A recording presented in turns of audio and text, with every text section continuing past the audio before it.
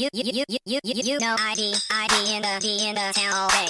ID in the SEA. You know ID in the town all day. ID in the SEA. Hello and welcome to episode 497 of the fabulous Peltoncast, sponsored by our friends at Pagliacci Pizza. I'm your co-host, Kevin Pelton. And I'm Tristan Carcino. That was different. And we're coming to you from different locations. I'm in Seattle, Washington, home of the AL West champion Seattle Mariners. And I'm coming to you from Renton, Washington, home of the Super Bowl 48 champion, number one seeded Seattle Seahawks. Hello. The playoffs are upon us for real after the Seahawks bye week, as they will host the San Francisco 49ers on Saturday. So you were like episode 497. I was like, it's the Patrick Kearney episode, because for some reason that jersey number stuck in my mind. I went and Googled Patrick Kearney, and apparently there's a person named Patrick Wayne Kearney, also called the Trash Bag Killer and the Freeway Killer, is an American serial killer. And it was like, that is all of everything that came up. It had me be like, do I have the name wrong right now? So that's an unfortunate situation for Patrick Kearney. Oh, he spells it differently. I spelled it wrong. Okay. Patrick Kearney, the football player, is Kearney, and I spelled it Kea. It's a little like the Seinfeld episode where Elaine wants her boyfriend to change his name because he happens to share a name with a serial killer. Do you know the name? Did she actually propose OJ? No, yeah, she proposed OJ as one of the options. Oh, I didn't know. Joel Rifkin is the name. Rifkin, of course. There we go. I've seen it not that long ago, including where Joel Rifkin is called out at a football game. So it all comes back together. There we go. Also, Patrick Kearney, I worked with his wife for a long time. Wait, really? Yeah. Oh. The former Lisa Gangle, when she was here on King 5 Sports, then married Patrick Kearney and was on SportsCenter for a number of years. And I ran into her once in the cafe and said hello, so that was nice. There we go. We'd cover the storm together back in the day. All right. So, well, how about that? I had no idea. All right, that's not going to be our toast though this week. Too. It's not going to be to Patrick or Lisa Kearney. It is the Patrick Kearney edition, though, of the podcast. Inarguably, I don't know if he's in the spreadsheet. Should I check the spreadsheet? I was going to say it's probably at least slightly arguably. Inarguably, he wore the number 97. That's what I was going to say. That's how I was using it. Yes. Let's see here. Who do we have in the old spreadsheet is 97? Rufus Porter, the Seahawks linebacker. So I think it might inarguably be the Patrick Kearney edition then. Well, we start with a toast to several Seahawks who were selected to the All-Pro team last week. First off, JSN, the first unanimous Seahawks All-Pro first team on record since they started tracking the votes this way. They just lost them? Well, like it wasn't as much information, so I don't know if you knew who was unanimous prior to a certain point. Okay, fair enough. And 4 second teamers, Michael Dixon, Ernest Jones IV, Leonard Williams, and Devin Witherspoon. So, there we go. Poona Ford is the only other 97. There are not a lot of great 97 in Seahawks history. Mad respect to Poona Ford. And Rufus Porter, but like beyond that. I mean, Poona Ford is out here getting love from Macaulay Culkin. So, he's still doing things. It's just for the wrong team, unfortunately. Not his fault. Congrats to Laura Harvey, who signed an extension through 2028 to stay on as Reign manager, the all-time winningest coach in NWSL history, going to continue adding to that list. All right, I wrote this down, and then I forgot to update it in the notes. So we're doing it live. Hello. Because we are so far behind. But congrats I meant to follow up with you about this, actually, and I completely forgot. There was a lot going on in Seattle sports over the last few weeks. This is all Damon Williams' fault. Okay, the winner of the Peltoncast Champions League, Juanito Football, managed by David McCoy, finished 10-5 and won the Champions League. Congrats. I mean, it is not easy to win the Peltoncast Champions League. Home of the 4-time Super Bowl, four-time WNBA champions, named after your nemesis of sorts, Boots Riley, managed by Warren Arsenault. And then your nemesis of sorts is a hilarious way to describe Boots Riley, but okay. That's you. Would you not describe him that way? I would say the of sorts is doing a lot of work there. I know, but you've told the story on the pod before. I assume that's got something to do with the name here. And in the Peltoncast Super Bowl 48 Champions League, the Rainier Mountaineers and Quinn Walker Phelan, who went 14-1 during the regular season. That team was a juggernaut. I think their only loss was to, I want to say, Mateo, maybe? They were number 2 in points in the regular season. My HN Breaking Heart scored more points, but let's see here. I mean, Devon HN also. I think that was the team that beat me in the playoffs. That sounds right. How do I find schedules on here? It was either like Kayleen or Mateo who beat them in that one game, and I was like, wow. Well, that's going to take some research. You're going to need to fill. Maybe it was me. I'm going to look it up. You, Phil. Okay. That was the league that I was in. We were. I was in both of these leagues. All right. Well, Phil, by noting this, so obviously you can tell from the fact that it is their 497th episode, the Patrick Kearney episode of the pod. Mm-hmm. We are approaching 500 episodes of the fabulous Peltoncast, 500 weekly episodes. That does not count emergency pods, one-offs, countless emergency pods that we've done. Apparently we were going to do one for Oregon losing last week, but forgot to do it. And as part of this, kudos to the listener Noah Cohen on the Discord for suggesting this. Wanted everyone to submit their favorite Peltoncast segments or clips or moments. If you want to email those to us at peltoncast@gmail.com, send us on Blue Sky at Peltoncast, or obviously in the Peltoncast Discord. I will do my best to clip out those segments and put them all together. Is the Peltoncast 500th episode celebration. There we go. I sold myself short, however. The person to beat the Rainier Mountaineers at 14-1 was right here, will be back in the Champions League next year. The Fantasy Genius is back. Is Jimmer in there again? I don't know about that. Let me go see. Well, either way, I'm coming for you, Jimmer. That was NFL Week 13. The MVP is here, 135.84 to Rainier Mountaineers, 83.8. They might have won the championship, but I won the battle. Jimmer is not going to be in the Champions League next year. Put me in another league with Jimmer. Oh, Fantasy Genius Jimmer couldn't follow it up, huh? I mean, there's been a lot of Fantasy Genius from you, and you weren't doing all that well with 2 teams for a long period of time. I almost made the playoffs in both leagues, which would have been great because it would have been helpful for you. It would have been. It would have been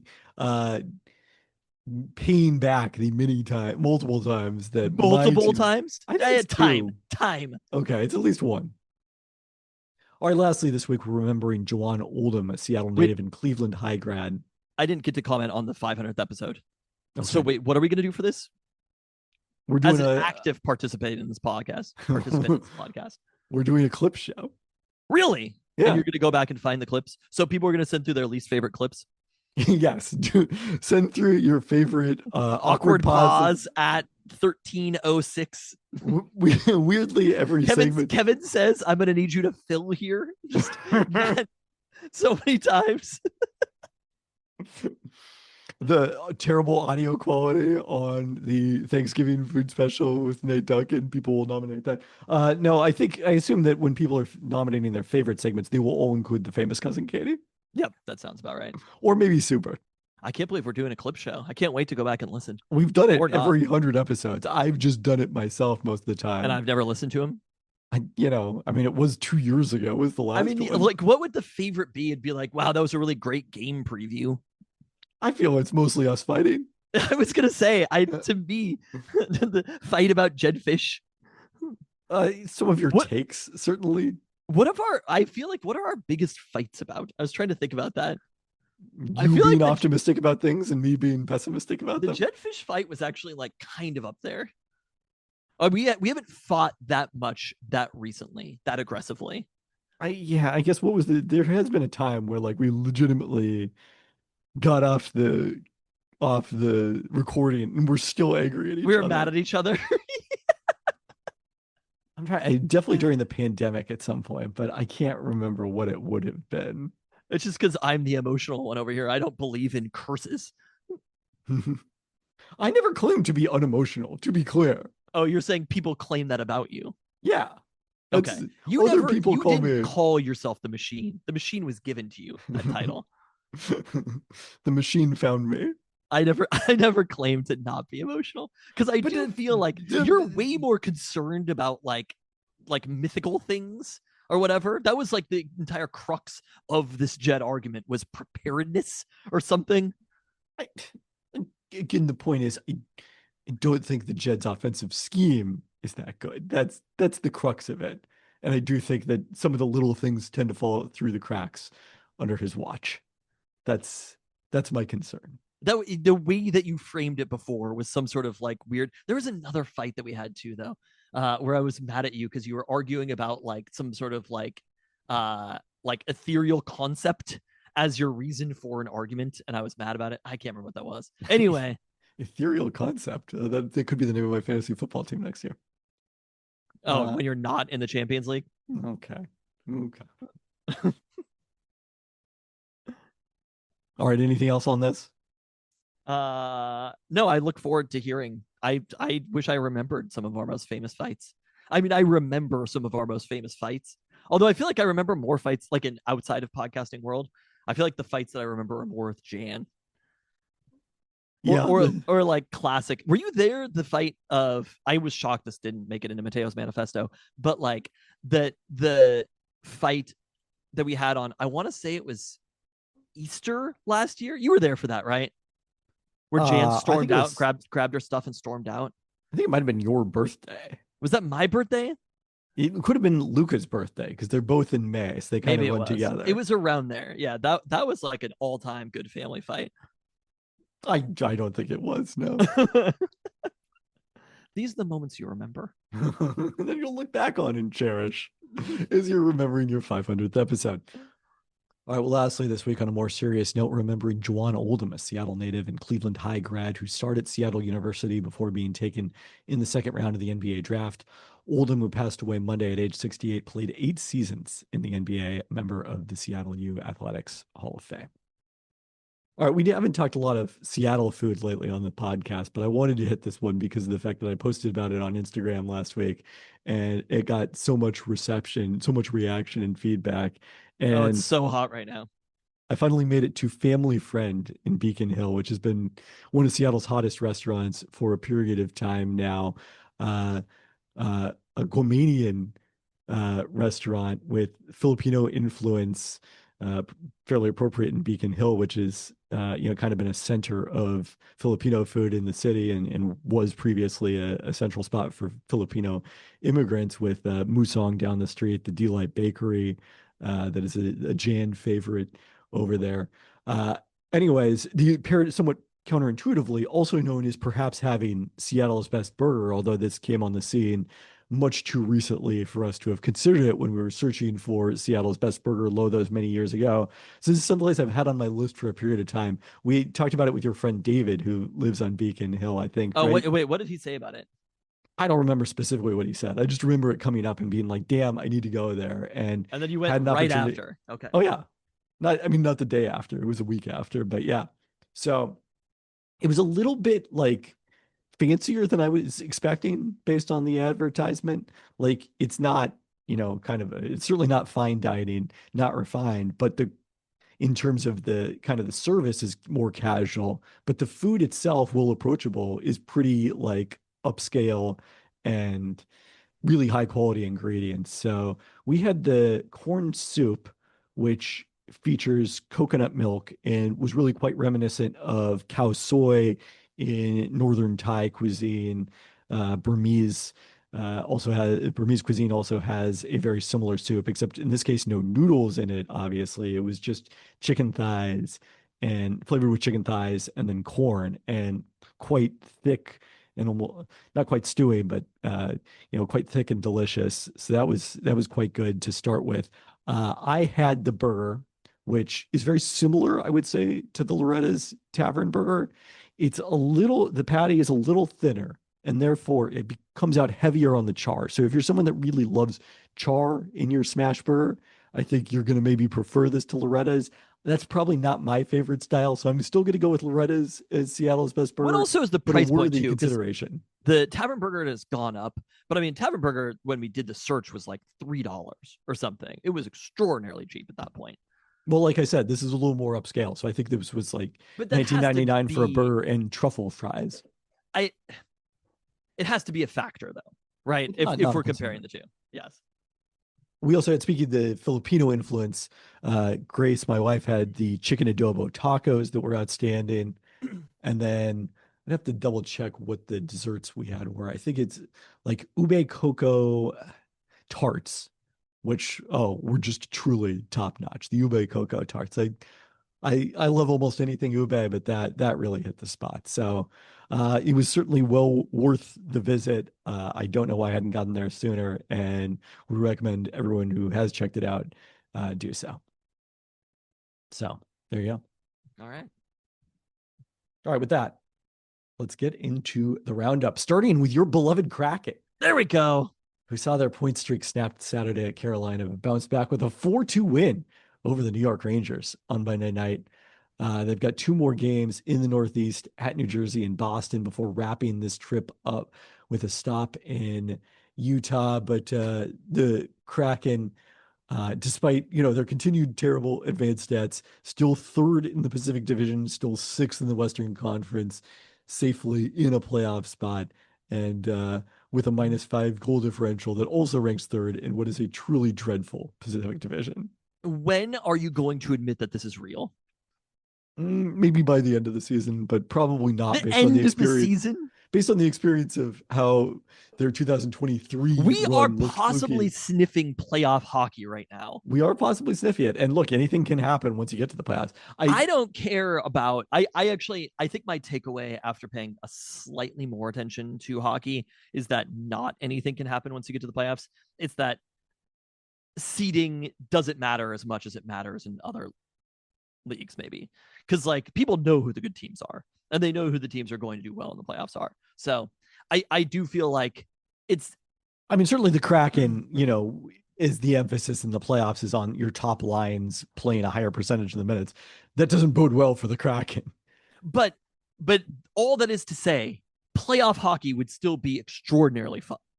And there's kind of nothing better than playoff hockey. There's 2 separate questions. One of those questions is, when are you going to acknowledge the Kraken are better off trying to make the playoffs than tanking? That certainly no could one happen is asking soon. that question. You're the only person in the entire world. I don't think I'm the only one. You think there's a cabal of nerds out there who are just like, yeah, they still should be bad. No. At this point, we should accept you are the only cabal of nerd. It's one who is saying that the Kraken should not be tanking. Or should be tanking at this point. Like, it's a wild thought that if there's a chance for playoff hockey that they should tank. The draft pick is just not that important.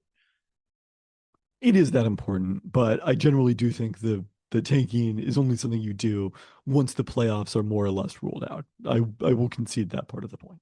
And they're in the playoffs. It's not an easy thing to be in the playoffs at this point. I was also thinking they're probably... No, it is an easy thing to be in the playoffs. No, it's an easy thing to be in the East playoffs.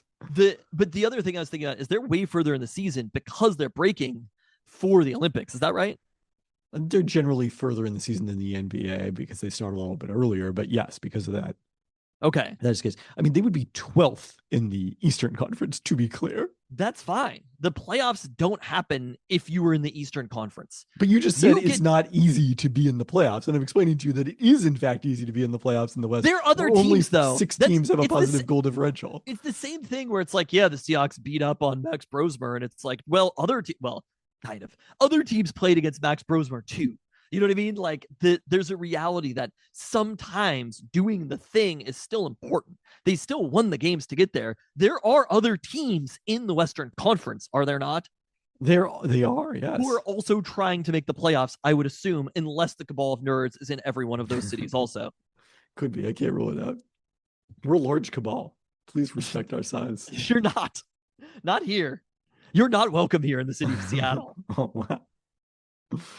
All right, Seattle Sounders had their first training. They're 4. I get that the Central is a little bit better, but they're 4 points back of leading the Pacific Division right now. It is truly. And staggering. the Oilers are 4 ahead of them with 3 matches in hand. That is true. Yes, the Kraken have played relatively few games. And are in the playoffs. Like, I think you just need to turn around and accept this is real from the Kraken. In fact, only Vegas, who's leading the Pacific Division, Philadelphia, and Buffalo across the league have also played 44. No one has played fewer. Now, I haven't watched any Kraken hockey yet, but I am all in on as Kraken a lifelong hockey. Kraken fan. I was telling Luke over the weekend, I was like, here are the teams we care about now, because you have to inform your children which teams you care about. I was like, number 1, of course, are Portland Trailblazers, although on the game today, maybe they're making it a little bit closer, but the Denny Avdia injury is crushing us. Number 2, our Seattle Kraken. Husky basketball somehow, and then, of course, UW men's soccer. Always. We are a men's soccer school. Well, speaking of men's he's soccer. like, what about the Seahawks? And I'm like, I said UW men's soccer. The Sounders held the first training of the new season on Monday. They're spending this week in Renton before traveling to Portugal and then their frequent preseason site of Marbella, Spain for 4 preseason matches over the next 3 weeks. Paul Arriola back in training to start this week after an ACL tear last March, though Brian Schmetzer told reporters they'll work him in slowly. Pedro de la Vega still a ways away from returning from his injury that ended his season. But it's January. Obviously, your thoughts naturally turn to MLS soccer. So, Yep. That's what I've been thinking about. No, I'm off in Hockey World. Well, I did not see one against the New Jersey Devils is going to be an important. That was a joke. I know you know the Devils because I'm funny. But they do. I mean, they're on this Eastern Conference like road stand right now, where they're playing. Yeah, the Bruins and the Devils. Yeah, that's what I talked about when you weren't paying attention. Oh, really? Yeah. Oh, I think I was shutting the basement door. Yeah. When you were talking about that. But so make it through that. I mean, honestly, like even the win against the Rangers, I know they're a little bit down. Shesterkin's out right now. But getting that win is still a nice win to get a road win in MSG. Where are the Rangers on your list of teams at this point? Oh, they're dead last.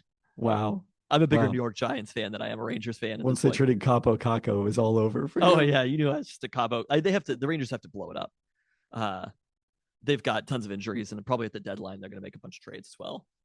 Panarin's going to be gone. I don't know anything about this. So this is the part where I sit back and listen. I don't know. I don't really know what I'm talking about either. UW women's basketball, a disappointing loss Sunday at Purdue. The Huskies led that one 63-55 with 3:44 left. Didn't score for the next 7.5 minutes. Purdue forced overtime with an 8-0 run to end regulation, then scored the first 9 points of the extra session. The Huskies missed 4 shots on their final possession of regulation that would have won it. Savia Silver scored 23 points, but needed 24 shots and had 5 turnovers. Nobody else scored more than 13 points. And Huskies traded over 20 times, including 8 during that 17-0 Boilermakers run. I turned on the radio as I was driving home, like near the start of overtime, and had forgotten that game was on at that point, and quickly caught up to like, well, this is bad. And it kept getting worse for a period of time until they finally scored in overtime, but it was too little too late by then. Now the Huskies face a big road game Wednesday against an Indiana team that is 0-6 in conference play. The Hoosiers did win at Florida State in non-conference and beat Gonzaga on a neutral court. And their last 2 losses have been by a combined 8 points against ranked teams. So this is a sneaky good Indiana team, despite that 0-6 conference record. They're 54th on Bart Torvik. So closer to a toss-up game than it would appear, and one the Huskies could really use as they are off to a 2-3 start in conference play. Did not expect that UW men and UW women would have the same record at this point of conference play. Huskies will be back home Sunday against another sneaky good team, Minnesota. The Gophers only receiving votes in the polls right now. They were actually behind UW despite this loss on Sunday in the AP poll, but are ranked 11th by Bart Torvik after beating USC 63-62 on Sunday. Wow. 3 of their 4 losses have come by 6 points or fewer, including a double overtime loss to Maryland. So what's going on with this team? Like what is happening with the Husky women right now? It's tough for me to really say. I do think that, Yulia Grabovskaya has done pretty well for them, but I think they are suffering a bit from just how small they are as a lineup. That's something that, has always been an issue. Last year, they just scored enough to kind of overcome it a lot of the time. And this year, the offense, other than Savius Sellers, has not been as potent. So they've had a more difficult time overcoming it. But I mean, I say this, they also haven't really changed in Bart Torvik almost at all. It's sort of the same thing we saw with UW men's basketball. Some of these results, as frustrating as they were, didn't necessarily tell us a lot about how good the team was overall. So, and the other positive is, even though they have not been as good in bracketology is the advanced stats would have, they're still comfortably well over the bubble line, the wins above bubble metric that Bart Torvik has. They're still a full win over. So okay, so you're still feeling okay about them with regards to the NCAA tournament? Yeah, but there was a week ago, where I was thinking they might be able to sneak into a top 4 seed and host the first 2 rounds of the NCAA tournament. And that is now looking like a pipe dream, I would say. Okay.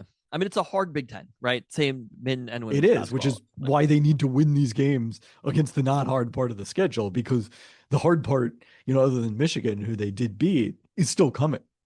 Yeah, no, I mean, I will talk about them in a second, but like basically you need to win every single game against any team that you can win against, because there are so many games that are borderline unwinnable.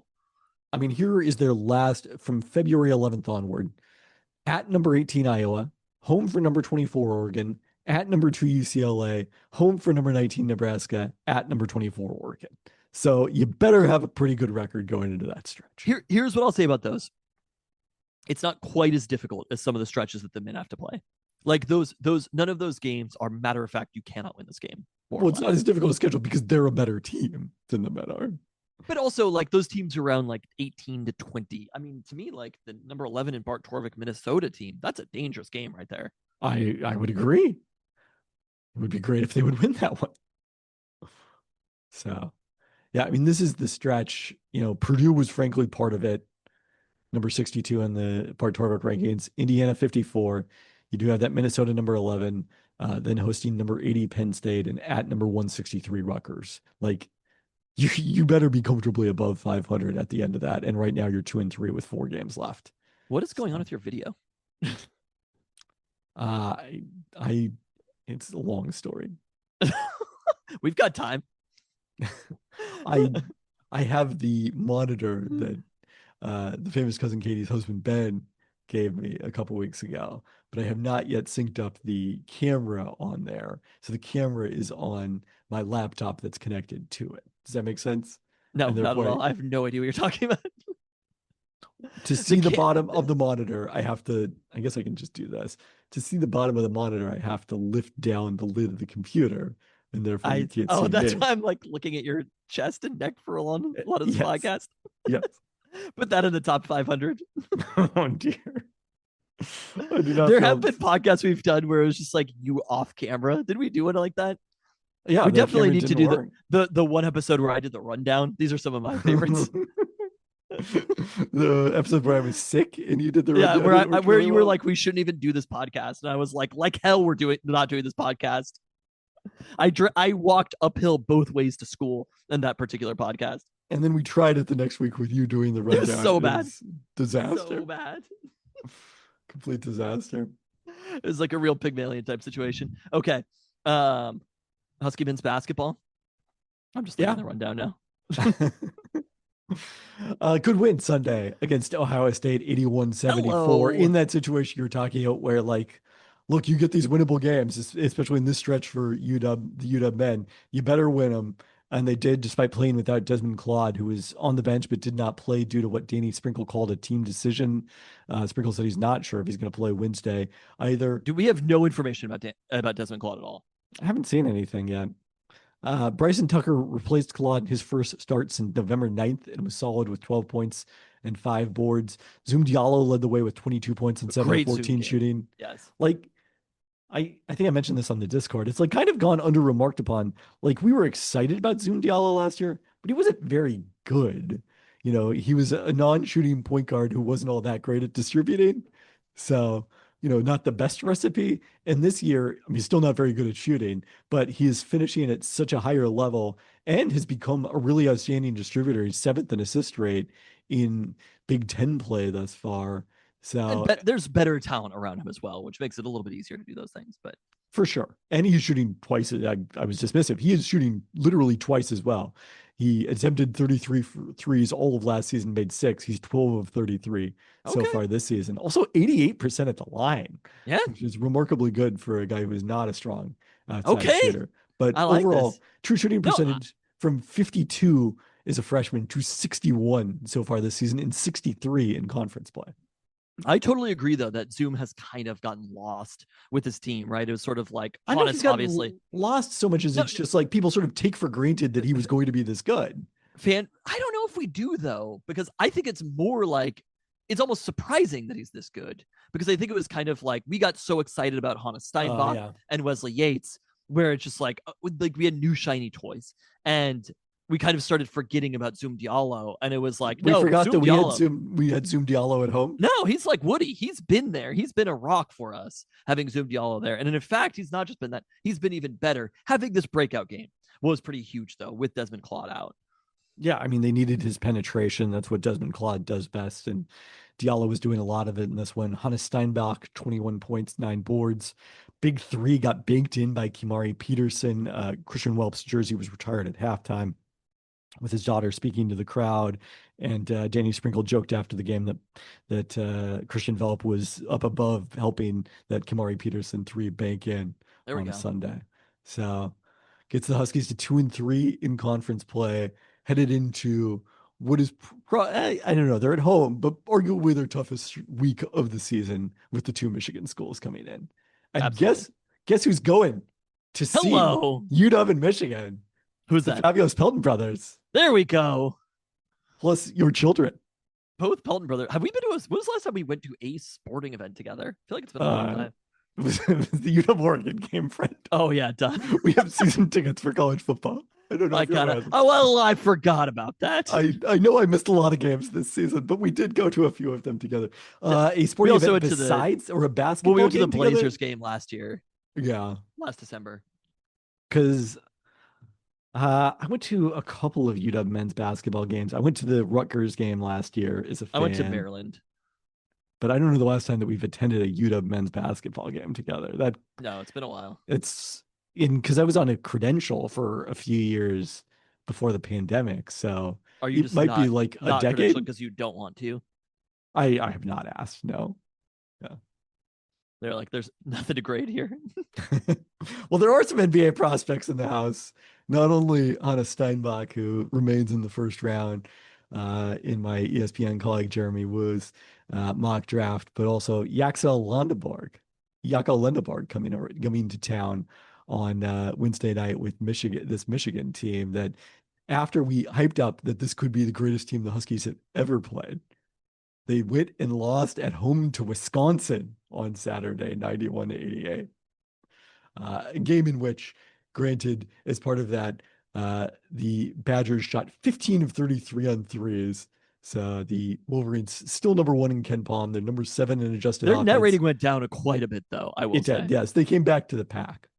They're still number 1, but Arizona, who I was going to say, I wish we could go back to the pack. Arizona, not actually, though. I'm the only person who, I'm maybe not the only person, I'd take that back. But I think in the so happy in the Big Ten. I think in the wake of the whole DeMond Williams Jr. situation, people are probably happier about it, I would say.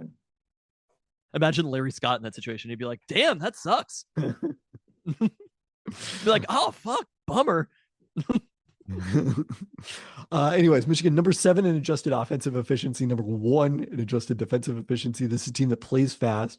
They have the 4th shortest average possession length, which is interesting because they also have this giant front line that is leading them to shoot 65% on twos, which is the best in the nation, and hold opponents to 40% on twos, which is the worst in the nation. Oh my God. So that's a really good combo. Hey, they haven't played Frank Kepnang yet. They have not seen Frank Kepnang. It's true. Jaco Lindeborg, who transferred there from UAB after considering the NBA draft last year, is their National Player of the Year candidate. He's shooting 72.5% on twos, has made 23 three-pointers, 86% from the free throw line, is an outstanding shot blocker, pretty good distributor from the high post as well. And then they have Merez Johnson, who transferred there from Illinois, another NBA prospect. at 6'9", 250. He's the inside guy shooting 71%. And then they have 7'3" UCLA transfer, Ademara, who the Huskies have seen before. Obviously, I guess they've seen all of these guys before since Mrez Johnson, other than Lendeborg, because Mrez Johnson also transferred within the Big Ten. Ademara, top 10 in the country in block rate, top 50 in the country in defensive rebound rate, 68.5% on twos.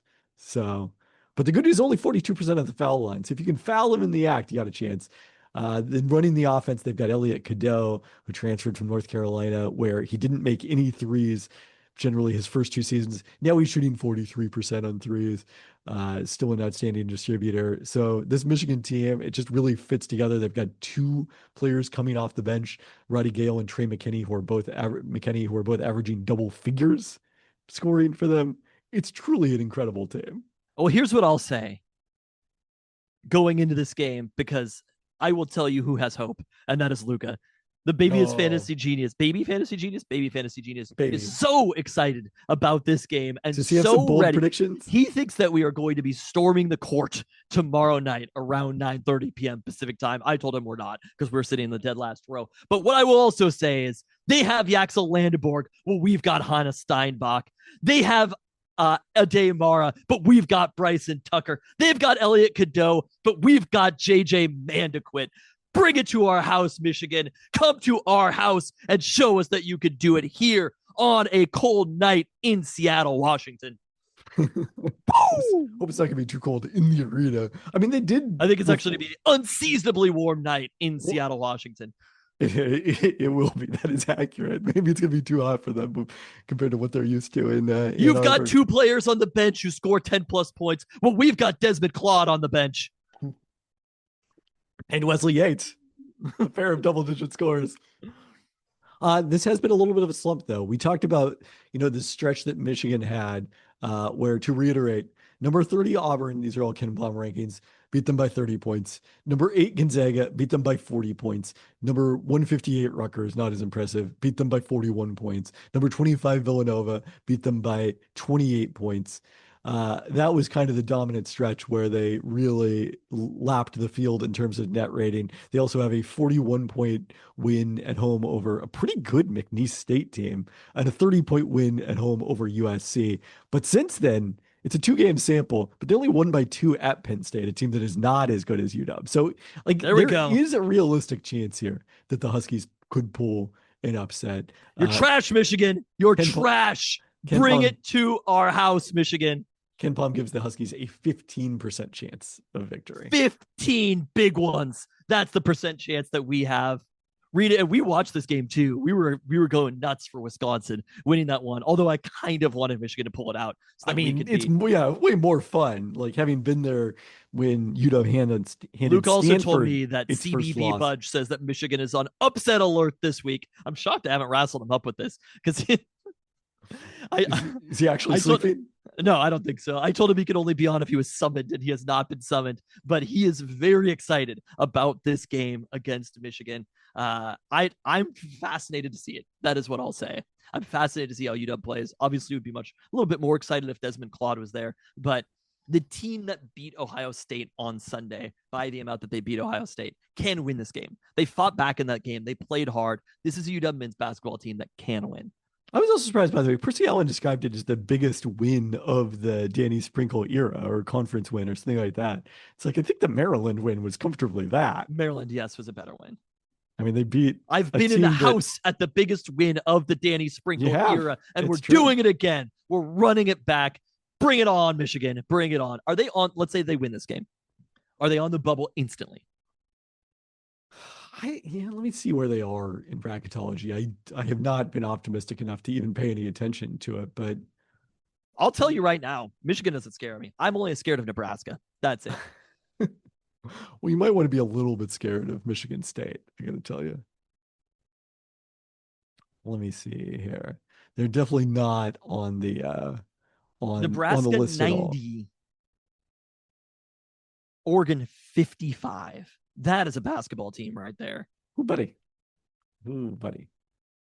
But Michigan State, it doesn't get much easier Saturday. They come in number 12. They're 15-2 with their losses to Duke at home and at aforementioned Nebraska.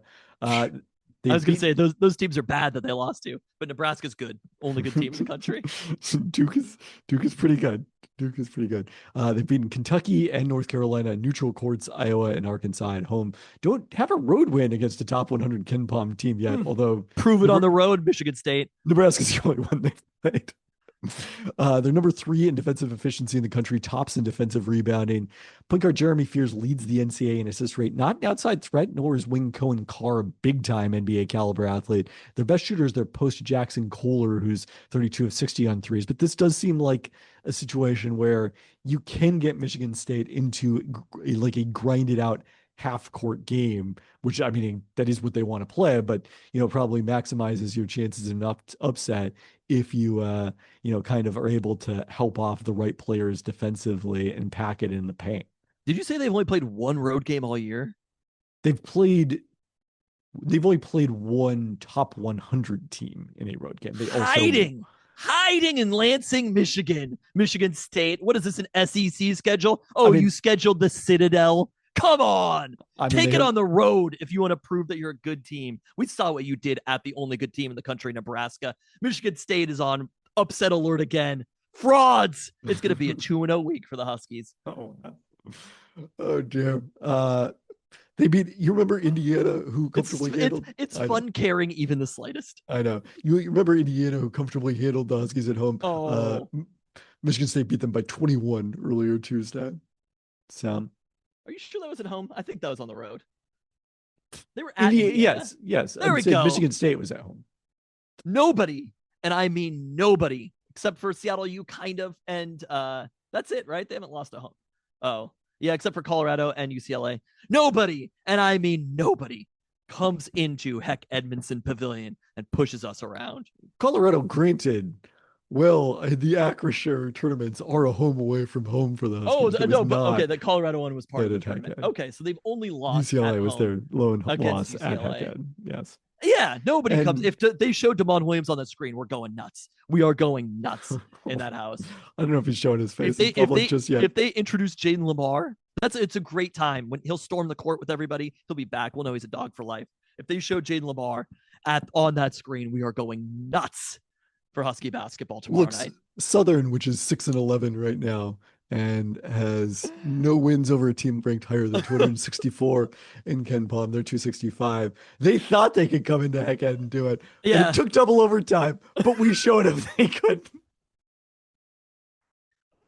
It's funny. All right. It's real. Well, but you're right. It's a fun weekend. I mean, yes. How about this? It could be a fun weekend. But it's fun just to be involved in games like this, to your point. Yeah. All right, football transfer commitments. Hello. You mentioned it here. Oregon running back Jaden Lamar, the late Stevens native, who spent 3 seasons in Eugene, peaking at 46 carries last season. I'm so hyped on this podcast. I don't know what happened. I've not even had energy drinks, anything. I've had nothing. You wept for Adam Muhammad weeks ago. You said Jedd Fisch couldn't run a program. You were like, the entire strategy that Jedd Fisch has taken was wrong. I'm not even paraphrasing. This was a quote. You said Jedd Fisch is just trying to juice freshman recruiting rankings and then losing players right after that because of Adam Muhammad. And then they signed Jaden Lamar weeks later, a Washington State native coming back home, making amends for wrongs that were made. Also left the program, a team. There was a news report where it was like Oregon adds 2 new running backs ahead of tilt with Indiana. And I was like, how did they do that? And it was like, they moved players from defense to offense. And I was like, moving a safety and a linebacker to running back is not adding 2 running backs. Thank you. So they needed Jaden. I mean, not really. They didn't. They needed an offensive, defense, and rule changes against Indiana. They didn't just need one Jaden Lamar. But the having him be gone for that game, commit to UW. This is a dog right here. I'm telling you, I think I boldly predicted that Bryce Bonner would lead the team in rushing, and that may still be true. He might beat Jaden Lamar for this job, but I think he will. When you look at these two together, all of a sudden you've got a backfield that rivals what we were expecting. Is that not true? I don't think he's likely to be as effective as Adam Muhammad would be in the same system. is my assessment. It's a difficult thing to judge, but I mean, when you look at like high school star rating, are they not basically apples to apples? I think high school star rating 3 years into your college career is not as meaningful an indicator. Did have a 27-yard catch against Texas Tech in the Orange Bowl win before leaving the team in order he said, I'm to out. He saw what was coming. He read the tea leaves. And had blocked a punt and returned it for a touchdown against James Madison. So, like, I love the willingness to commit to contribute on special teams. That's very exciting to me. Huge. Also, scored a touchdown because who's Oregon's kickoff returner? Their star running back, I believe, had a return that he nearly scored, fumbled into the end zone. And then you're talking about Mekhi Hughes or somebody else? Somebody else. Oh God, somebody's screaming this right now. Yes, like they are. Many people are. Noah Whittington. Yes. Yeah. So, some heads up plays on special teams, certainly from Jayden Limar. All right, we have to acknowledge for a second though what happened on Friday night. We're the best team in the country. You and I both boldly predicted. It wasn't that bold because they just beat Ohio State, but we're the best team in the country, just single-handedly. The bold part of the prediction was not necessarily. It was the Huskies winning the game. Championship. Yeah. So I'm feeling a lot worse about the UW's chances of beating them next year. Like of beating Indiana. It's still like a brand new team. I don't know. No Fernando Mendoza, obviously, but I mean, I might have said at this time last year that I don't think Curtis Rourke is replaceable, but I'm still not 100% convinced that Curtis Rourke certainly was replaceable because Indiana beat UW without Curtis Rourke, you'll recall. Yes, but he was really good. I mean, very good. Like also going to be possibly seeing him this weekend. Not actually, but he's on the Niners. I did not know that. That's news to me. But I don't know if, and this is also a point about the team from down south, if every single year you can have a brand new quarterback and have that be a consistent long-term plan. I do think there is some element of eventual diminishing returns. I mean, I think there's a risk to it that you get, the market like explodes and you get caught on we talked about it last week that it's a musical chairs at some point of quarterbacks.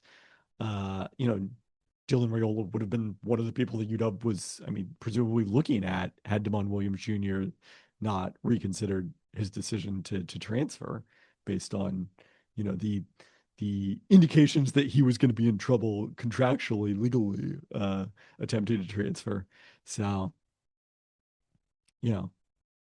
I'd rather stick it out, but I do think you can do it.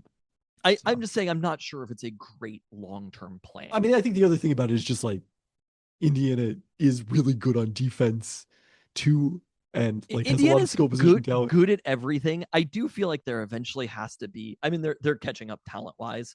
Like Indiana next year will be better talent-wise than Indiana this year overall. But Josh Hoover might be worse than Fernando Mendoza, but as a team, they probably will be more talented. But I do think I would be surprised if there wasn't some drop. I mean, they're the best team in the country, excluding nobody. They're probably not going to just win every game from here on out. I mean, even, you think back to like when Bob Stoops first turned up at Oklahoma and they seemed like all of a sudden they were so far ahead of everyone else in the country. And then, they're still a very good team, but the advantage doesn't always last the way that you might think. But anyways, I don't know that UW is going to beat Indiana next year. I mean, it's so far from now to even say that. They also still have to win on Monday. Indiana does.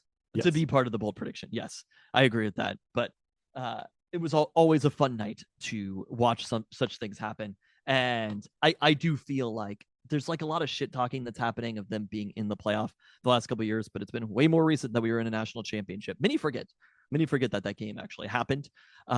So I just want to give a mild Dan Lanning retire bitch for this one. Just a mild one, okay. Yeah, just a mild one. It's for Indiana. It's not ours. You know what I mean? But I do feel like it is owed. Also, welcome to UW Mississippi State defensive lineman Kai McClendon, who played 12 games at least as a true freshman in 2024 before suffering an ACL tear in spring 2025, sidelining him all of last season. Was originally a 3-star recruit bring some legit size to a position where the Huskies continue to try to sort of catch up in that regard via transfers. And I think of the defensive linemen they've added, he probably has the highest long-term potential with 3 years of eligibility. They've also lost some defensive linemen too, so it's a little bit of shuffling that they've done as well. It hasn't just been. I'm feeling more better about it on the offensive side with Colt Diederich than the D line, because they haven't agree with that, but lost as much on the offensive line. The players who were actually on the field last year, they lost because they were out of eligibility, not because they decided to transfer. I don't think that's true with Bryce Butler. I guess Bryce Butler, you're right. Yes. But 3 of the other 4, or 2 of the other 3 top 3 rotation players were out of eligibility. Ohio State edge Logan George, a native of Pocatello, Idaho, started his career at Idaho State, had 6.5 sacks while leading the Big Sky with 19.5 tackles for loss in 2024. Injuries limited him to 3 games with the Buckeyes. Should be able to consider that a redshirt season, have 2 remaining years of eligibility. So in addition to defensive line, this was a place where, the Huskies are excited about the players they're bringing in, Derek Coleman, Brusa, most notably, but still a position where they also needed to add some experience with the experience that they were losing at that spot. And this is a nice pickup, I think. It's definitely a fascinating one. I mean, it's one of those things where you almost always are like, well, if Ohio State saw something in this dude a year ago, there's probably something there. Right. And so, we have seen him produce at the FCS level. I thought it was kind of fascinating seeing that he was from Idaho and made his way to Ohio State. It was kind of like, that is a little strange, but this makes a lot of sense. All right, but he's also not somebody that Ohio State is weeping about losing. Yes.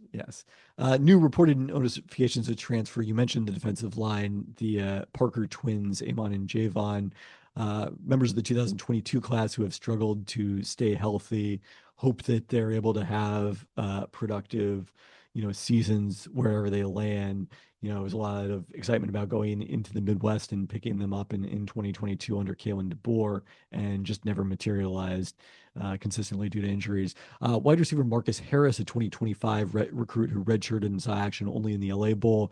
He ended up transferring back to California to UCLA. That's a position where the Huskies, have brought in a lot of freshmen this year, and we think may also still add at some point a transfer. Linebacker Jonathan Epperson Jr., a 4-star 2025 recruit, also redshirted and debuted in the LA Bowl, won the Special Teams Scout Squad MVP of the team postseason banquet. This is a case where, with Jacob Manu coming back somewhat unexpectedly because of his decision to redshirt, Budo Aukta coming back, and then Zadrius Rainey Saleh emerging the way that he did as a freshman. Listen to those linebackers. Suddenly that position looked a lot deeper than it did a year ago, I would say. So. And then lastly, defensive lineman Dominic Mason, who saw no action as a 2025 recruit, and in his social media post attributed his transfer, quote, to circumstances beyond my control. So tough to say exactly what that means. He's probably asked to leave. Could be the case. I feel fine about all these. I mean, those are the types of players that are going to transfer. Like we sort of knew some of them were probably going to be out. Obviously, you don't like to lose depth, but Marcus Harris, it's kind of like, go find playing time. Yeah, certainly can't begrudge him that. I think UW has added players. There hasn't been any huge splashes. The biggest one has been an offensive lineman, strangely. But they've added players at all the positions that I think we would have anticipated them adding players and would have wanted them to. Wide receivers, the last one that, and you always want them to be in the mix in these conversations, but there is a reality that they're paying a quarterback fairly commensurate with what some of the biggest programs in the country are paying a quarterback. We talked a little bit about there's a reality to the finances of they're not getting the full share from the Big Ten for a couple of years still. I don't think that's an issue. I think it's at least part of an issue. There's a cap to the school NIL. It's not like Ohio State is paying more. You're saying that they're spending up to the cap of the school NIL, and then teams are spending beyond that. Well, teams are, potentially encouraging, third-party legitimate third-party NIL investments that are approved by the council overseeing these things. that could be a difference between what Ohio State is ultimately spending on its roster and what UW is ultimately spending on its roster. But the issue is not the Big Ten you don't think the TV money has anything to do with it? Like they're not. It affects facilities, it affects what you're paying coaches, those things, but not the money that is being paid directly in these contracts from the to university players. to players. Sure, fair, because they're spending everyone the is spending on the that, money, and they're spending the most on that. But I do think there's a little bit of like they're spending a lot on Damon Williams, and because of that still is a factor. It is going to limit some of the money that they're spending elsewhere. And I do think, it's going to be a conversation long term, like that you just have to constantly be recruiting your players. You have to constantly be thinking about finances and thinking about those things year over year. It wouldn't hurt if there was a wealthy benefactor for UW who got excited about it, but playing good on the field is usually how you get those people excited. Sure is. Well, who's been playing good on the field? Your Seattle Seahawks, except for last week. They did not win a game. Really disappointing for the Seahawks, who got to enjoy their bye week and watch a pretty wild weekend of the NFC playoffs, where for the vast majority of Saturday night, it sure felt like the Green Bay Packers were coming to town this weekend, right up until they weren't. And instead, not until the end of Sunday's game did we find out for sure it would be the San Francisco 49ers and not the Los Angeles Rams this weekend. And I know you're so disappointed about it. I like the argument of, like the astronaut meme. It's always been the NFC West, right? And so, like, to win the NFC, you have to win the NFC West, which they did it during the regular season. They got the number 1 seed, but it's kind of like, and here they come again. It's kind of like a video game boss when you meet them the second time, right? And all of a sudden they're more powerful. We'll see whether that's the case with the 49ers. This is the third time. Yes, I guess this is the third time, but like, there is a fairly reasonable chance. I would say, this is no offense to the Bears, who I obviously love the Bears. Like, I'm going to be cheering for I want to play the Niners, but I'm going to be cheering for the Bears, if that makes sense. In the same way that last week, you want to play the Rams, but I want to play the Rams, but in the same way that last week, I cheer against the Rams because I always cheer against the Rams. Like, I didn't want to be playing the Panthers. Not that Seahawks could have played the Panthers, but like, I didn't want to be playing the Panthers. I guess they could have. But I just don't think that would have been a fun game to have played the Panthers. And the DVOA playoff gods give a 46% chance of a Seahawks-Rams NFC championship game. It's pretty high considering that two teams need to win games. It is. But also, the DVOA gods consider these two teams two of the best teams in NFL history. So it seems likely. DVOA projections also have not seen the forecast for Chicago on Sunday. But I will still be cheering for the Bears. But it's sort of like, my whole perspective is like, I don't get why it's fun. Like, winning the Super Bowl is fun. I don't know. Maybe I'm overthinking this a little bit too much. But if you don't have fun doing it, like winning every game by a ton of points, it's like, is that great? Yes. Am I wrong about this? Yes, it is. My favorite game of the season was the same as everybody's favorite game of the season, right? It was the Rams on that Thursday night. Yeah, but your favorite game one season wasn't the Rams in week 11 or week 12, whatever that was, even though there was a dramatic outcome. Honestly, my favorite game before then was the Buccaneers game that they lost. I suppose. Like, I do think there has to be an element of we have to enjoy the football games a little bit. And this idea of just having it be like, we want the easiest path. And I'm like, whatever. You know what I mean? That's like fucking New York Jets talk to me. That's like, we need this desperately. And there's like, just go beat good teams. If you want to win the Super Bowl, you have to be able to beat good teams. And I think ultimately you've made it very clear that the LA Rams won a Super Bowl without beating good teams. Yeah, no, that's why they put an asterisk next to it. I didn't put it there. They don't. They decidedly do not do that. Yeah, no, their fraudulent Super Bowl was a fraudulent Super Bowl. That's great. They beat the Bengals. Good job, guys.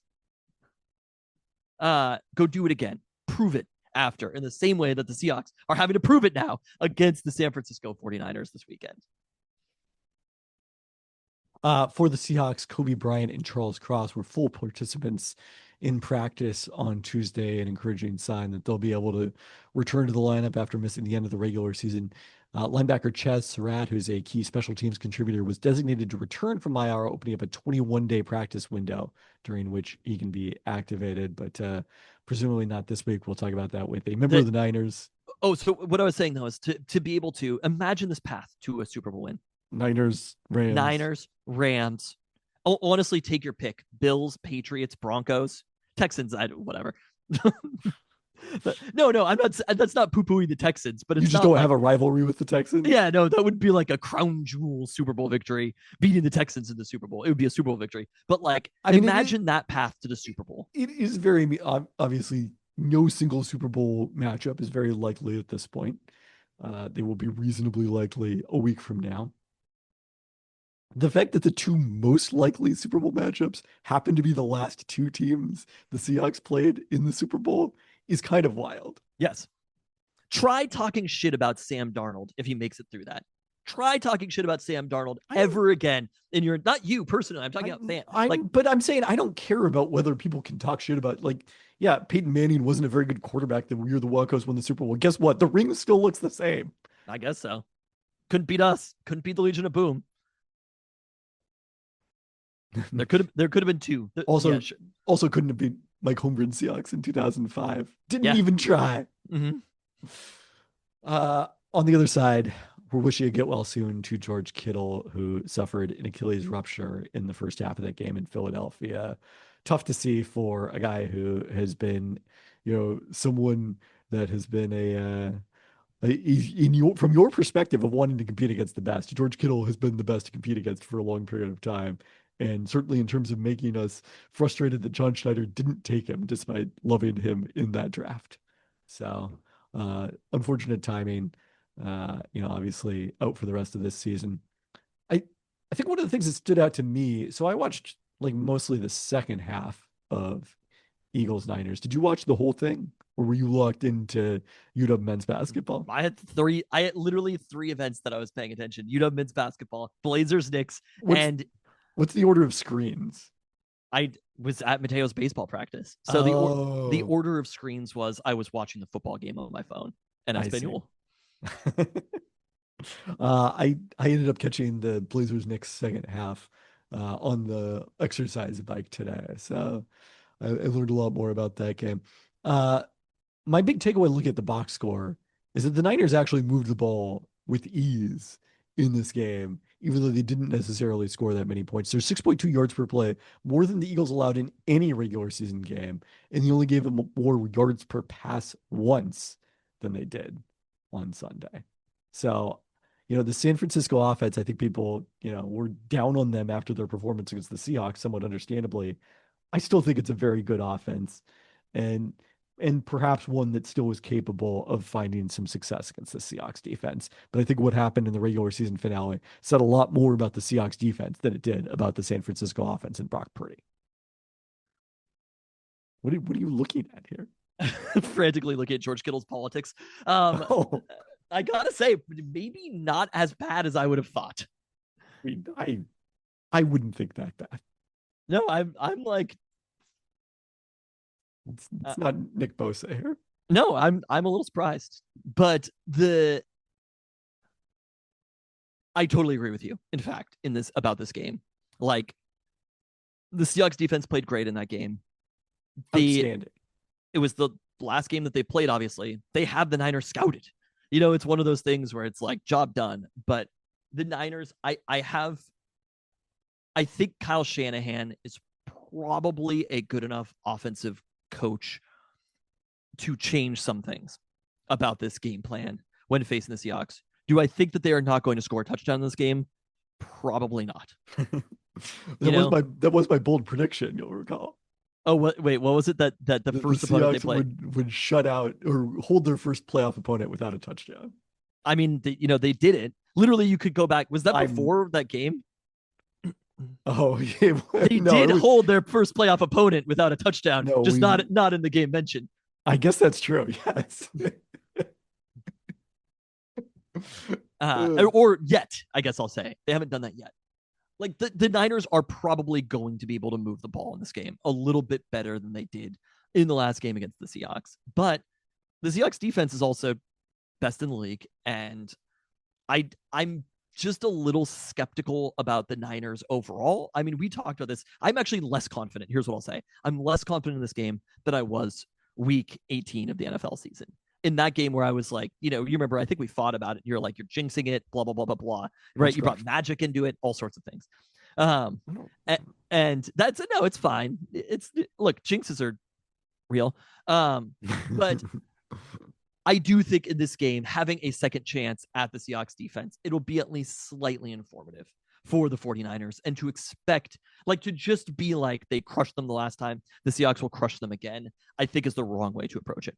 However, do I think that this Niners team can stop the run? Do I think this is a legitimate, NFC championship level defense? Absolutely not.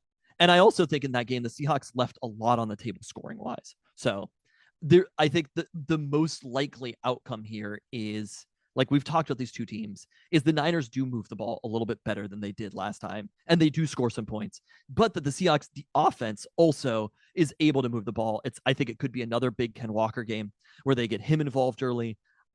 Even in that game against the Eagles, yes, the Niners move the ball at will, but the Eagles offense has not looked good for a lot of the season, right?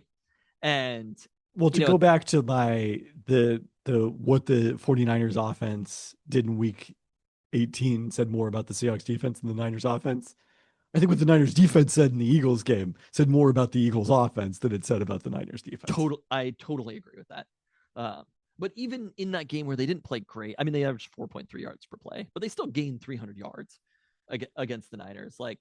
And watch Saquon, I guess he was only at 4 yards per carry, but for Wash Saquon, kind of felt like that was a pretty good game for him overall with where he's been at. And also, I mean, there's a reality of those AJ Brown drops. That was a lot of yards per play that were left on the table. The receivers in that game just didn't show up.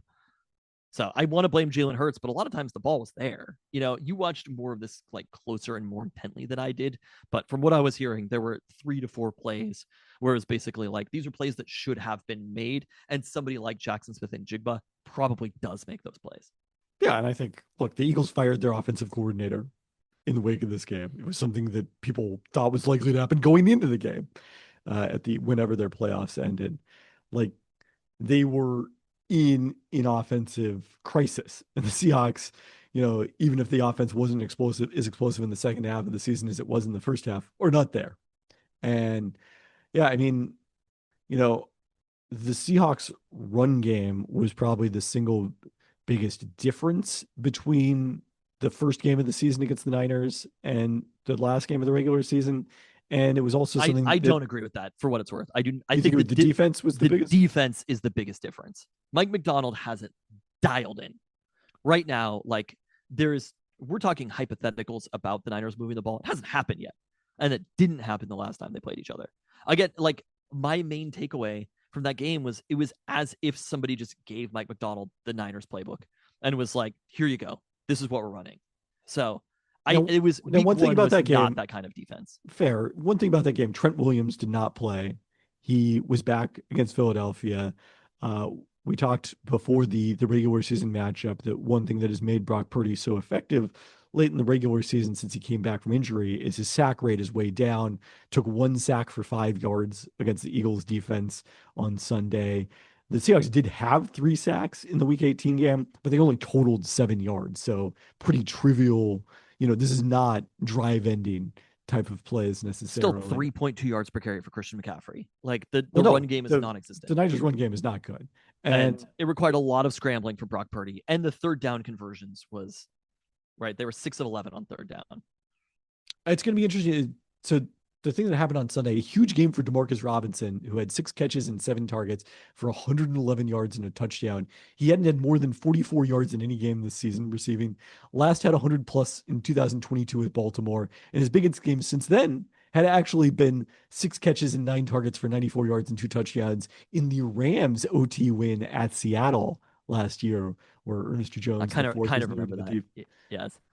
The only other catch by Niners receiver all day, was Juwan Jennings did have a huge 45-yarder. So they played without Ricky Pearsall. They played without him against the Seahawks. He's missed the last 2 weeks due to ankle knee injuries. If they can get him back, I think that does make this offense considerably more explosive.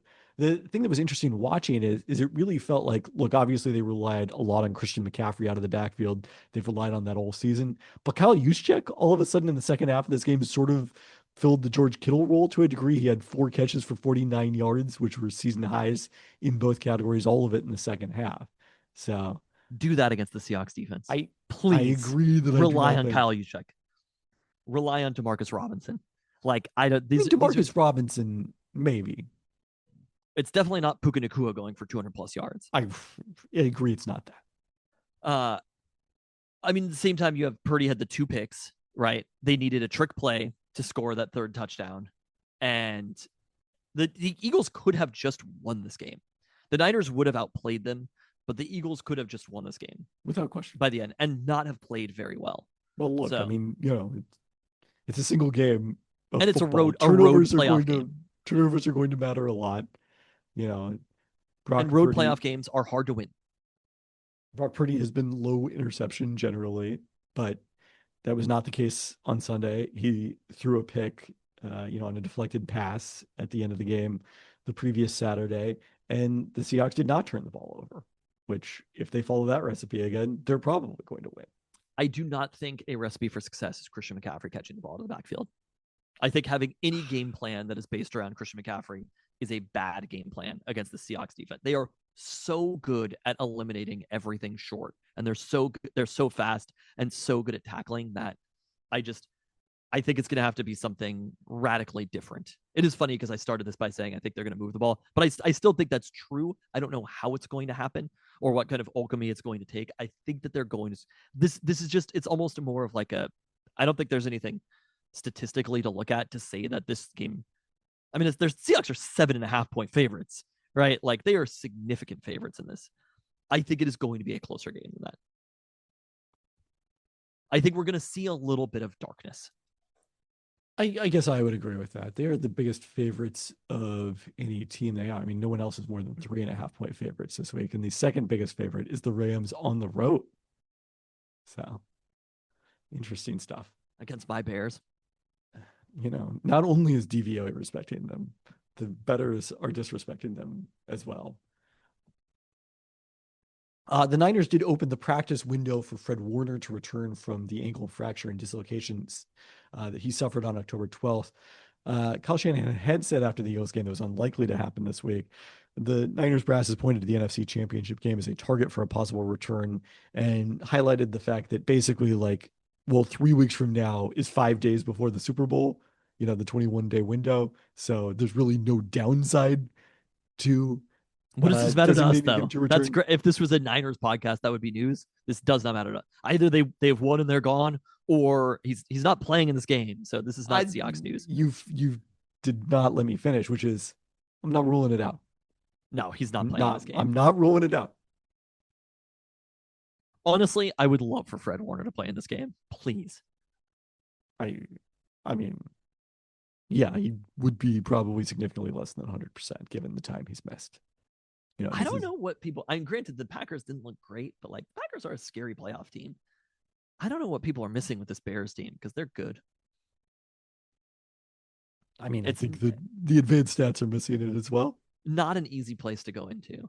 I would agree that given the weather and the situation, and Matthew Stafford's health, I have some concerns about it from a Rams perspective. Same with this one. Saturday night, the stadium, I was thinking about this also, a thing that we've had to deal with these last couple of years is a lot of road fans, a lot of Niners fans whenever they've played here, right? Week 1 was probably, I would say it was 70-30 week 1, something like that. People weren't sold on Sam Darnold yet. People weren't sold on the Seahawks yet. This game was sold out before anybody knew that the Niners were playing in it. And are there going to be some Niners fans who are going to make their way there? Of course there will be, but it's going to be 90-10 Seahawks fans for this one. So I'm excited to see what the atmosphere is like for it because we haven't felt we've inched toward a more old school atmosphere this year. And I think this could be the first game that feels like sort of like Legion of Boom era Lumen Field. I mean, that would be a welcome, nice change. But I just, like the entry price for Niners fans, the planning for it, week 1 is a lot easier than, the first round of the playoffs. And same, like, no Niners fans would have bought tickets for this game, especially resale tickets, with the intent of hopefully the Niners make it. Just there's so many variables that would have had to have happened. So for the 2013 NFC Championship game, what percentage of Niners fans do you think there were? Extraordinarily low. It's so low that I do not even recall. Like, what about the 14 game against the Packers? I mean, maybe some, but there just weren't road fans back in those days in the same way that there have. I mean, the Seahawks opened 2014 against the Packers on Thursday night, right? Yeah, but that's different. I see a game that you can the tickets are way cheaper, and a game that you can plan your travel around. And so, like when UW plays Nebraska, like it's full of those people walking around the streets, right? It's the same with like that Packers game. Like the fucking Packers fans can be everywhere in week 1. You're just like, get the fuck out of my city. But a playoff game is a little bit different when you have 1 week to plan for it. Percentage chances of victory. 75%. I am also at 75%. Rare alignment. So, like I said, I think we're going to feel a little bit of darkness on Saturday night. Is that an official prediction? Yeah, bold prediction of darkness. Well, we're definitely going to see a lot of darkness. The game is kicking off at 5 p.m. I don't know what time sunset is currently officially. Definitely before 5 p.m. Maybe not officially, but it'll be dark. 4:43 p.m. as of now. It is kind of funny because the game it most reminds me of is Thanksgiving night against these very same 49ers. And it was like Steve Aoki was performing then. It's like one of those types of games. This is Saturday night. Lil Jon's in the house. Pete Carroll is not walking through that door. But I love to have a Seahawks team that we could go into this, have this kind of comp. They're 7.5-point favorites over the 49ers in a playoff game. I mean, just think about how wild that is from where we were. The Seahawks team didn't get that much respect.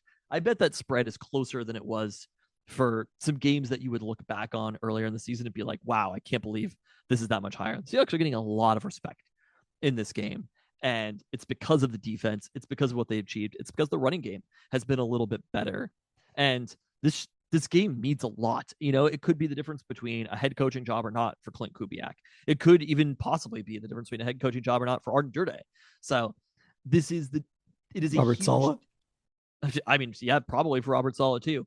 But like, this is a huge, huge game. It's our first time being back as fans at Lumen Field for a long, long time for a playoff game. I'm hyped. I love Saturday night football, and I can't freaking wait for this one. Sorry, UW versus Michigan State. I will clap about that victory on my way into the game, but otherwise, this is what it's about this weekend in Seattle. So last time these two teams played in the playoffs in the Geno Smith's first year as a starter, do you know what the spread was for that game? 10.5 Niners. 9.5. 9.5. Yeah. So I literally watched. I was coaching children's basketball. 3 years later, I was in Portland. 3 years later, it is a 17-point swing. That was a playoff game in name only. That one, where it was like sometimes I felt like none of those really happened this weekend, right? Like every team who is involved this weekend. Well, I think one of them happened this weekend. What are you talking about? Who, the Panthers? No. The Panthers acquitted themselves quite well. Yeah, the Steelers. They were at home at the very least, so I think they felt like there was a chance. Fair, yes. They didn't realize. But that was one where it was like, and the Seahawks also are in the playoffs. But it is that one and the COVID playoff game are definitely like, for me, they're kind of like two forgotten playoff games. But I still remember our emergency pod with Ben Baldwin after the Seahawks Rams game, the COVID year. I think I remember just being cold, gross, not having fans there and being so angry after it. Yeah. Sounds about right. Maybe it'll be somebody's nomination for the Peltoncast Best of 500th episode.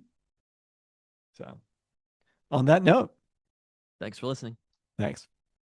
We will, I guess, we'll try to emergency pod depending on the outcome. It'll be pretty late on Saturday night. Will we try? Yeah. I mean, I'm not going anywhere. Okay. I mean, obviously, I have to travel back from the game. Yes. Live from the light rail. It won't be any later than it was the Rams game. Let's put it that way. Okay. So, yeah, we'll try for sure. All right. Thanks for listening. Okay, Mateo. Hello. Mateo's annoyed me enough because he says he wants to talk about general MLB signings. I said, that's not a thing we do. And all right, shut up. It's my turn now. Oh, wow. All He's right, the captain I guess now. I'm just here to he's talk. an Eagles fan through and through. I guess I'm just here to talk about all the MLB free agent signings. So, first off, we have a big Alex Bregman thing. He has signed with the Chicago Cubs and has left the Boston Red Sox, which means Eugenio Suarez is probably signing with them.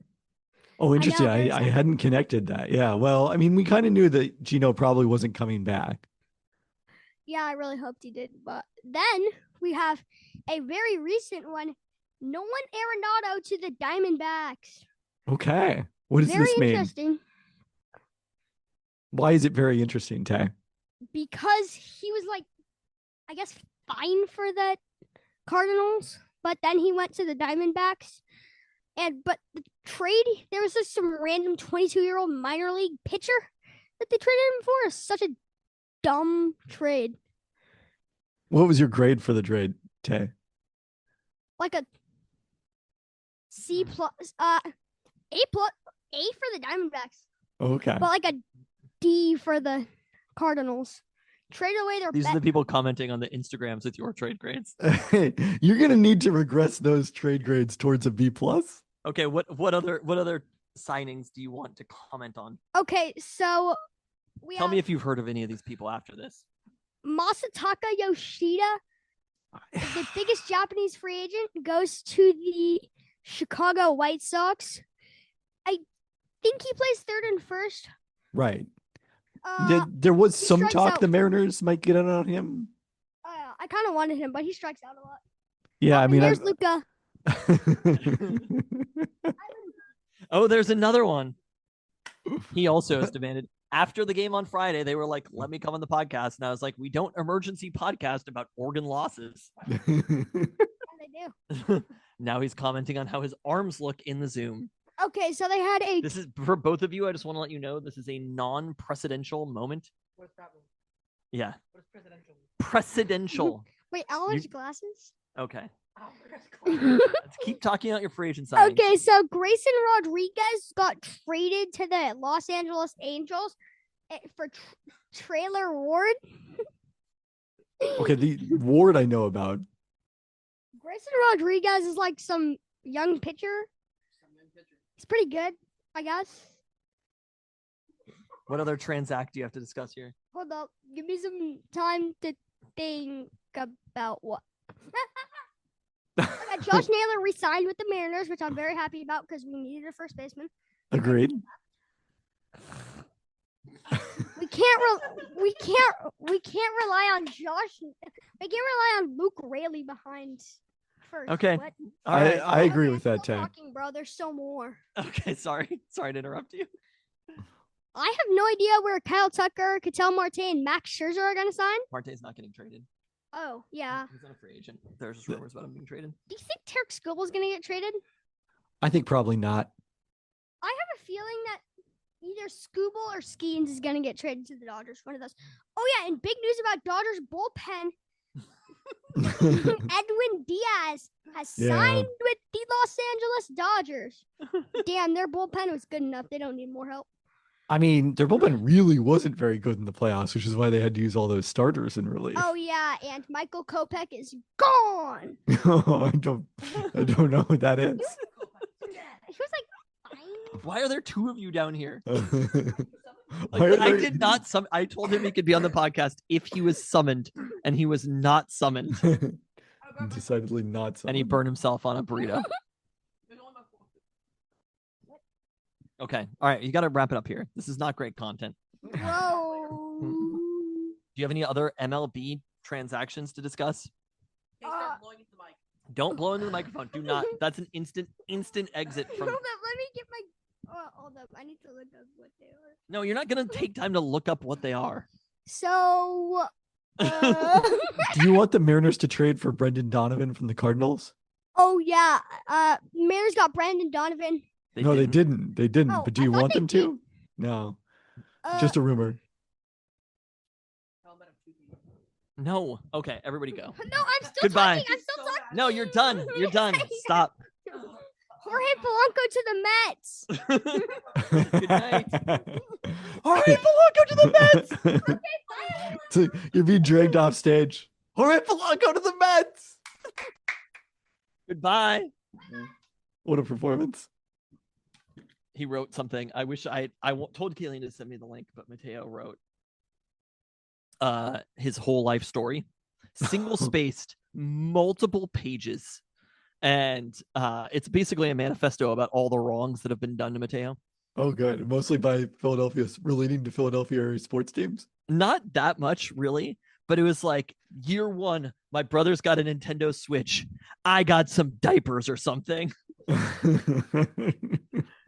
It was like on September, he lists the date and this is the thing that happens. So he's like, on July 4th, it was the 4th of July. We got illegal fireworks at an Indian reservation. It both like sells us out as people. But then it was like, on September 26th, it was my brother's birthday. I was made to stay up until 11 o'clock at Dave & Buster's. And then I had to wake up at 5 o'clock in the morning to drive to Spokane. And it was the hottest day of the year in Spokane. And then I was only able to eat nachos all day from the snack shack. And my brother only finished third in the state in BMX. We spent the rest of the weekend, me and my brother, holding doors open for my mom, who was rehabbing from a broken leg. That was like literally he's listing this out. And it's just like he treats him only being willing to eat nachos at the snack shack as an injustice now to him. There's like family drama, neighborhood drama. It is all in there. And we were like, are you turning this in? Is this an assignment that is going to the teacher? Because it makes no one look good right now. And he was like, nope, just doing it for fun. Oh, as I keep a diary, it makes sense that Tay would want to do it. I get that. So it's not a diary isn't quite right. It's more of a list of grievances, but yeah. And I try to avoid too much subjective talk within the diary because he has not avoided that. His dates the all style the way back to birth. of our late grandmother. So it dates all the way back to birth and lists every injustice that was done to him since then. It's truly incredible. I got diapers or something. This is for like when he was 0 years old, but his first Christmas. Yes, I'm sure he got gifts. No, not according to him. It's not that it's factual. This is his viewpoint of everything, and it is about how people are systematically making his life hard. In his permanent, it's the most Jan coded thing I've ever seen. Just how everybody else gets something great and he has to suffer through everything in life. That sounds about right. Yeah. The apple didn't fall far from that tree.